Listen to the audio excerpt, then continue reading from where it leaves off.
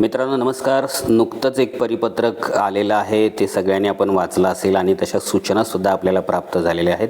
राज्यातील इयत्ता 1ली ते 12वी पर्यंत अध्यापन करणाऱ्या सर्व शिक्षकांनी दीक्षा पोर्टलवरील AI साथी फॉर एज्युकेटर्स म्हणजे शिक्षकांसाठी AI साथी हा ऑनलाईन कोर्स पूर्ण करायचा आहे.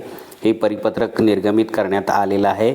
शालेय शिक्षण व क्रीडा विभागाचं हे परिपत्रक आहे आणि या परिपत्रकानुसार आता 1ली ते 12वीच्या आपल्या सर्व शिक्षकांनी हा दीक्षा पोर्टलवरील किंवा दीक्षा ॲपवरील कोर्स जो आहे तो पूर्ण करायचा आहे. या कोर्सच्या कालावधीबाबत मी तुम्हाला सांगतो. 31 ऑगस्टपर्यंत मुदत आहे. या कोर्सला फक्त एनरोल करायची म्हणजे हा कोर्स सुरू करण्याची मुदत 31 ऑगस्टपर्यंत आहे आणि पूर्ण करण्याची मुदत 30 सप्टेंबरपर्यंत आहे. म्हणजे लक्षात आलं असेल तुम्हाला 31 ऑगस्टच्या आधी हा कोर्स तुम्हाला एनरोल आणि सुरू करून ठेवायचा आहे आणि नंतर तो 30 सप्टेंबरपर्यंत कधीही पूर्ण करायचा आहे. गडबड काही नाही आहे. पण समजा तुम्ही 31 ऑगस्टच्या आधी जर तुम्ही त्याला एनरोल केलं नाही तर नंतर तो एनरोल होणार नाही. म्हणून आधी एनरोल करून ठेवा आणि हळूहळू तो पूर्ण करा. पण आता हा कोर्स पूर्ण करण्याबाबत या सगळ्या सूचना आहेत त्या आपण नंतर बघू. पण हा कोर्स पूर्ण करण्याबाबत आपण मोबाईलच्या साहाय्यानं हा कोर्स कसा पूर्ण करायचा, कोणते ॲप घ्यायचे, आपलं लॉग इन कसं करायचं या बाबतीत आपण सर्व काही या व्हिडिओच्या माध्यमातून आता पाहूया. अतिशय सोपी प्रक्रिया आहे. यासाठी आपण जाणार आहोत आपल्या मोबाईलमधील प्ले स्टोअरवर, जिथून आपण वेगवेगळे ॲप्स घेतो. प्ले स्टोअरवर गेल्यानंतर इथं आपण सर्च करायचं आहे दीक्षा. मित्रांनो दीक्षा ॲप कदाचित तुमच्याकडं असेलही, त्यामुळं तुम्ही पुन्हा घ्यायची गरज नाही. फक्त अपडेट करा, ॲपही अपडेट करा आणि आपली प्रोफाईलसुद्धा अपडेट करा. ठीक आहे. आता मी इथं इन्स्टॉल करतो सिम्पली, कारण ते माझ्याकडं नाही आहे. होतं पण मी मध्यंतरी ते डिलीट केलं होतं. ठीक आहे. हे दीक्षा ॲप माझ्याकडं इन्स्टॉल होतं आहे. इन्स्टॉल झाल्यानंतरची प्रोसेस मी तुम्हाला सगळी सांगणार आहे. महत्त्वाची प्रोसेस आहे, त्यामुळे हे समजून घ्या. आता दीक्षा ॲप इन्स्टॉल झाल्यानंतर आपण त्याला ओपन करणार आहोत. तर ओपनवर मी क्लिक करतो. ओपन केल्यानंतर आपण बाकीच्या ज्या सगळ्या त्याच्या परमिशन्स आहेत ॲलो करायच्या आहेत. वेलकम टू दीक्षा. दीक्षा ॲपवर गेल्यानंतर आता आपल्याला इथं पहिल्यांदा आपली भाषा निवडायची आहे. ठीक आहे. मी मराठी भाषा निवडून पुढे जातो. त्यानंतर विद्यमान वापरकर्ता काही नवीन वापरकर्ता असं आहे. जर तुम्ही आधीपासून वापरत असाल तर विद्यमान वापरकर्ता करू शकता. आत्ता पहिल्यांदाच जर ॲप घेत असाल तर नवीन वापरकर्ता. ठीक आहे. तर मी नवीन वापरकर्तावर घेतो.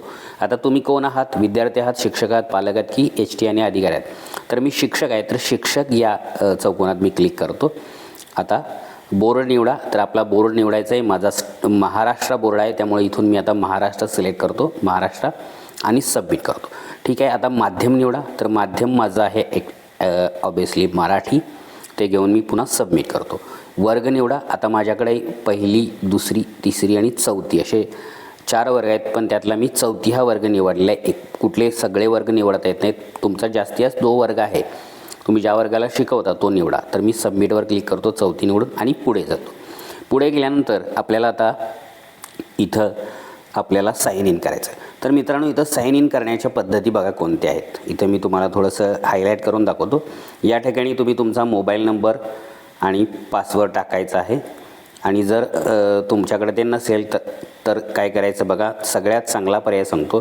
तुम्ही तुमच्या मोबाईलमध्ये नेहमीच तुमच्या ईमेल ID ने लॉग इन असता, त्यामुळं साइन इन विथ गुगल हाच पर्याय तुम्ही निवडायचा, जेणेकरून तुम्हाला लॉग इन करण्यासाठी अडचण येत नाही.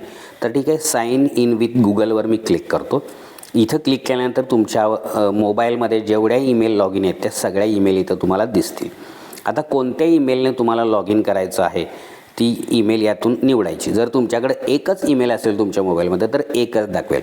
माझ्याकडे 4-5 ईमेल मी या मोबाईलला वापरतो, त्यामुळे मला एवढ्या दाखवतं. आता कोणत्या ईमेलनं लॉग इन करायचं आहे ते तुम्ही ठरवा. आता मी पहिली ईमेल घेतो ज्याने मला लॉग इन करायचं आहे, त्या ईमेलवर मी क्लिक करतो. बघा एका ईमेलवर मी क्लिक करतो. मोबाईलमधली कुठलीही ईमेलवर क्लिक केला तर तुमचं लॉग इन होतं, कारण ईमेलला तुम्ही लॉग इन असता. ठीक आहे. लगेच तुम्ही इथं लॉग इन होणार आहात, कोणताही पासवर्ड वगैरे टाकायची गरज नाही. म्हणून लॉग इन विथ जीमेल हा पर्याय तुम्ही निवडणं बेस्ट आहे. ठीक आहे. तर मित्रांनो बघू शकता इथं लॉग इन झालेलं आहे. आता आपल्याला पहिलं काम कोणतं करायचं आहे बघा. सगळ्यात पहिलं काम यामध्ये आपला प्रोफाईल हा महत्त्वाचा म्हणजे अपडेट असला पाहिजे.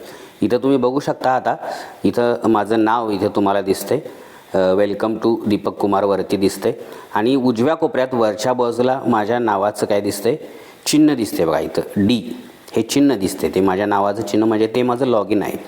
तर त्याच्यावर क्लिक करायचं.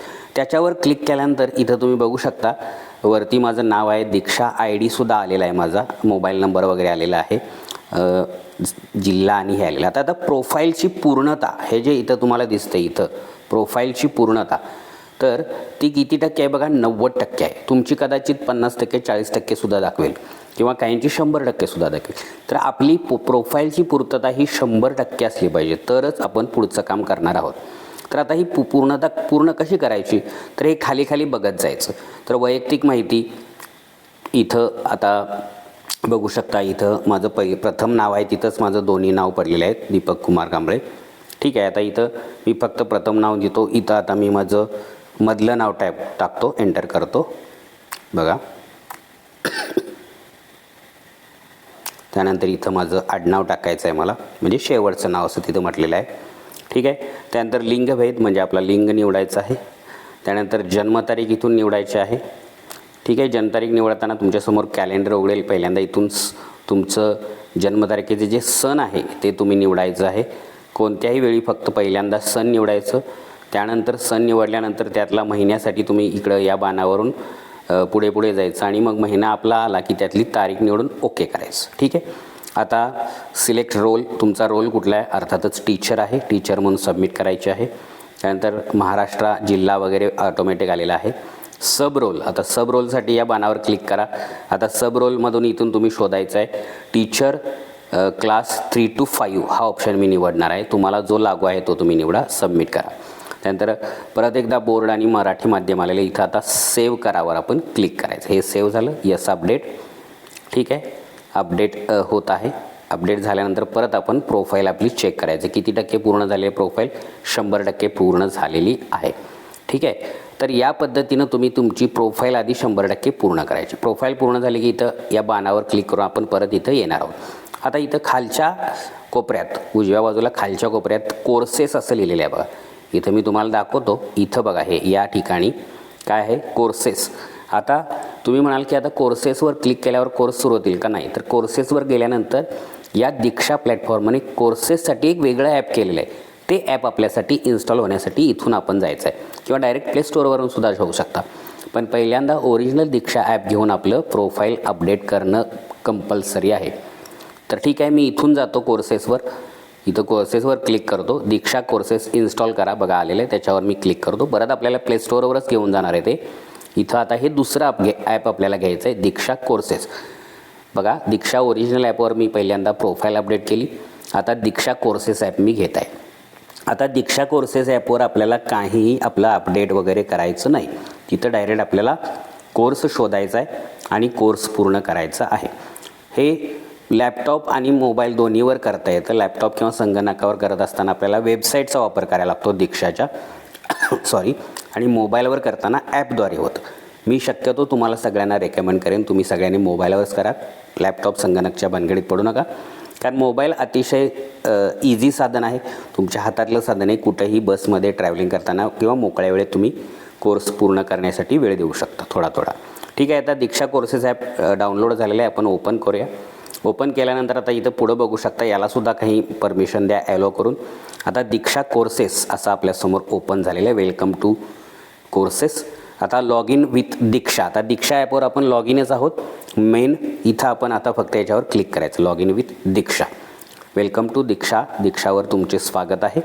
बघा, हे हळूहळू पुढं जातं आणि ॲटोमॅटिकली तुमचं इथे लॉग इनसुद्धा होणार आहे, कारण तिथं आपण मूळ दीक्षा ॲपवर लॉग इन करून आपली प्रोफाईल वगैरे भरलेली आहे. तर मित्रांनो, बघू शकता डायरेक्ट वरच्या बाजूला तुमचं नाव आलेलं आहे, हाय दीपक कुमार महाराष्ट्र मराठी मीडियम, हे सगळं आलेलं आहे.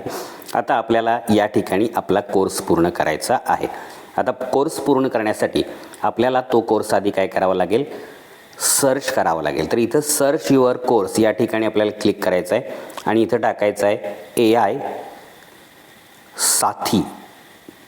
बघा, AI साथी असं टाकलेलं आहे आणि आपल्याला इथं काय करायचं, सर्च करायचं आहे.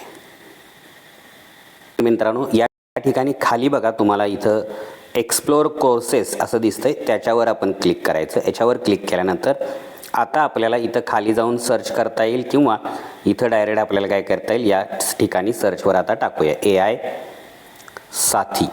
बघा AI साथी म्हणजे आधी एक्सप्लोर कोर्सेसवर आपल्याला क्लिक करायचं. बघा इथं आलेलं तुम्ही बघताय AI इन एज्युकेशन हा कोर्स आहे आपला. AI इन एज्युकेशन या ठिकाणी आपल्याला क्लिक करायचं आहे किंवा आपण परत एकदा सर्च करूया थोडंसं.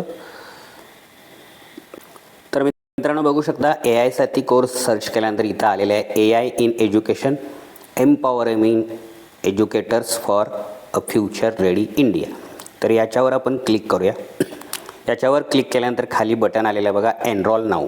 आता इथं म्हटलेलं आहे काय काय कोर्स डिस्क्रिप्शन वगैरे या सगळ्या गोष्टी आहेत. स्टार्ट डेट 7 मे आणि एंड डेट 30 सप्टेंबर असं केलेलं आहे. ठीक आहे. आणि आपल्याला एनरोल नाऊवर आपण क्लिक करणार आहोत. एनरोल नाऊवर क्लिक केल्यानंतर या कोर्सला आपण सक्सेसफुली एनरोल झालेला होते आता पण दिसते. आणि कोर्स इथं तुम्ही बघू शकता 0% कंप्लीटेड दाखवत आहे कारण अजून मी काही सुरुवात केली नाही. आता कोर्सला हे करण्यासाठी सिम्पली आपण काय करायचं आहे, याच्यावर टिक करायचं आहे. आता हे सगळे मॉड्यूल्स तुम्हाला या कोर्सचे दिसतील. मॉड्यूल 1 मॉड्यूल 3 4 फायनल असेसमेंट आणि नंतर मग सर्टिफिकेट आपल्याला मिळणार आहे.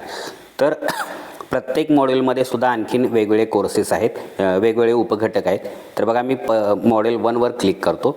मॉड्यूल 1वर क्लिक केल्यानंतर या एवढ्या सगळ्या गोष्टी आता यामध्ये काय काय आहे बघा. यामध्ये काही PDFs आहेत, यामध्ये काही व्हिडिओ आहेत, यामध्ये PDF आणि व्हिडिओ आणि नंतर प्रत्येक मॉड्यूलची एक असेसमेंट आहे म्हणजे एक टेस्ट आहे. बघा इथं आहे PDF, इथं आहे व्हिडिओ, परत इथं आहे PDF, परत इथं आहे व्हिडिओ, परत इथं आहे PDF आणि ही फायनल असेसमेंट. असं प्रत्येक ठिकाणी तुम्ही असं फायनल नाही सॉरी त्या मॉड्यूलचे असेसमेंट असं प्रत्येक मॉड्यूलमध्ये काही PDF काही व्हिडिओ आणि त्यानंतर परत एक असेसमेंट असं करत करत तुम्ही जायचं आहे. आणि सगळ्यात शेवटी सगळ्या मॉड्यूल्स नंतर एक फायनल असेसमेंटसुद्धा. आता बघा दुसऱ्या मॉड्यूलमध्ये सुद्धा असेसमेंट 2, त्यानंतर तिसऱ्या मॉड्यूलमध्ये सुद्धा PDF व्हिडिओ आणि असेसमेंट 3, चौथ्या मॉड्यूलमध्ये सुद्धा PDF व्हिडिओ असेसमेंट 4 आणि नंतर 5 नंबरला फायनल असेसमेंट जी मोठी असणार आहे. आणि या फायनल असेसमेंटमध्ये तुम्हाला मित्रांनो 50%पेक्षा जास्त त्याच्यामध्ये तुम्हाला गुण पडायला पाहिजेत. तर आणि तरच तुम्हाला ही मॉड्यूल 6मध्ये सर्टिफिकेट प्राप्त होणार नाही. मग तुम्ही म्हणाल सर आम्हाला 50% मार्क पडले नाही तर काय करायचं? काही नाही, परत ती असेसमेंट सोडवायची. जोपर्यंत तुम्हाला 50% मार्क पडत नाही तोपर्यंत तुम्ही असेसमेंट सोडवायची आणि नंतर सर्टिफिकेट डाउनलोड करायचं. बस हे एवढंच आहे यामध्ये. या पद्धतीने तुमचं हे काम कंप्लीट करा आणि आपला कोर्स पूर्ण करा. तर मित्रांनो अतिशय महत्त्वाची माहिती होती. तुम्हाला कशी वाटली मला नक्की खाली कमेंटमध्ये लिहून कळवा. व्हिडिओला जास्तीत जास्त लाईक आणि शेअर करा. चॅनलला सबस्क्राईब केलं नसेल तर सबस्क्राईब करा. भेटूया पुढच्या व्हिडिओमध्ये. तोपर्यंत take care and good bye.